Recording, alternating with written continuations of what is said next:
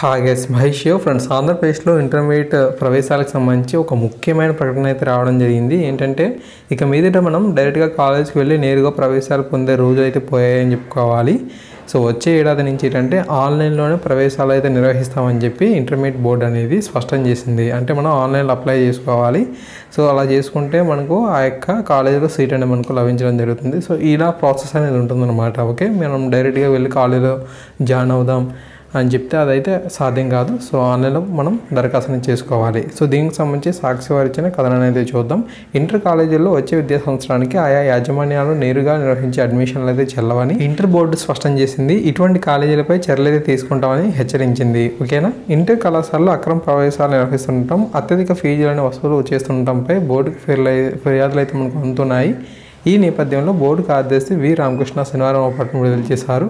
ఆ ప్రకటనలో ఇంకా ఏముందంటే వచ్చే విద్యా సంవత్సరానికి అంటే 2020-21 విద్యా సంవత్సరానికి కంప్యూటరైజ్ ఆటోమేటిక్ స్టూడెంట్ అడ్మిషన్లు అయితే నిర్వహిస్తున్నాం. ఇప్పటికే ఉత్తర్వులు కూడా జారీ చేసామని చెప్పి ఉంది. ఆన్లైన్ అడ్మిషన్ల ప్రక్రియ ఎప్పటి నుంచి ప్రారంభమవుతుందో షెడ్యూల్ ద్వారా తెలియజేస్తాం.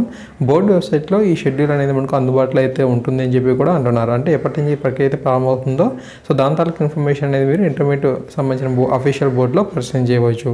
అప్పుడు ఆ యొక్క షెడ్యూల్ని ఆధారంగా చేసుకొని మీరు దరఖాస్తుని చేసుకోవాలి.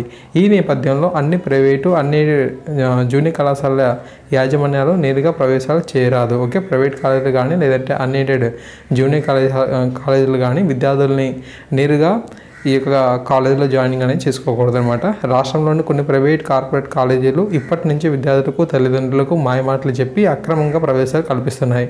సో ఆ యొక్క కాలేజీలు ఏంటనేది కూడా మీకు తెలుసు. సో అందువల్ల పేర్లు చెప్పట్లేదు. ఓకేనా, 10th పరీక్షల ఫలితాలు అనేవి రాకుండానే ఫస్ట్ ఇంటర్లోకి ప్రవేశాలు చేపడుతున్నాయి. ఇటువంటి ప్రవేశాలు చెల్లుబాటు కావని చెప్పి కూడా వీరు సమాచారం అయితే ఇవ్వడం జరిగింది. సో ఈ విధంగా సమాచారం అయితే ఉంది. సో ఫ్రెండ్స్ చూసారు కదా. సో ఎవరైతే ఆల్రెడీ ఇంటర్మీడియట్లోకి మేము జాయిన్ అయిపోయాము వివిధ కాలేజీలో అని చెప్పి అనుకున్నారో అది చల్లదనమాట. సో మనకు ఆన్లైన్లో దరఖాస్తు చేసుకుంటే అప్పుడు మాత్రమే ప్రాసెస్ అనేది వెళ్తుంది. సో ఆ విధంగా ఇంటర్మీడియట్ బోర్డు అనేది ఈ వచ్చే ఏడాదికి అంటే వచ్చే విద్యా సంవత్సరానికి సంబంధించి ప్రవేశాలు అయితే నిర్వహిస్తుందని చెప్పి చాలా స్పష్టంగా చెప్పారు. సో కార్పొరేట్ కాలేజీలు ఏవైతే ఉన్నాయో సో కొన్ని ప్రముఖమైన పేర్లు మనకు తెలిసిందే. సో అటువంటి వాటిలో జాయినింగ్ అయితే అయ్యేటప్పుడు కొంచెం జాగ్రత్త అయితే వహించండి. ఓకేనా, వాళ్ళు మీ నుంచి ఎక్కువ ఫీజులను వసూలు చేసే అవకాశం అయితే ఉంటుంది. ఇటువంటి వాటి మీద మనకు ఇంటర్మీడియట్ బోర్డు అనేది చాలా సీరియస్గా మనకి యాక్షన్స్ అనేది తీసుకుంటున్నాయి. ఓకేనా, సో ఈ విధంగా సమాచారాన్ని తప్పకుండా వచ్చింది కాబట్టి మిత్రులందరికీ కూడా తెలియచేయండి. Okay, thank you.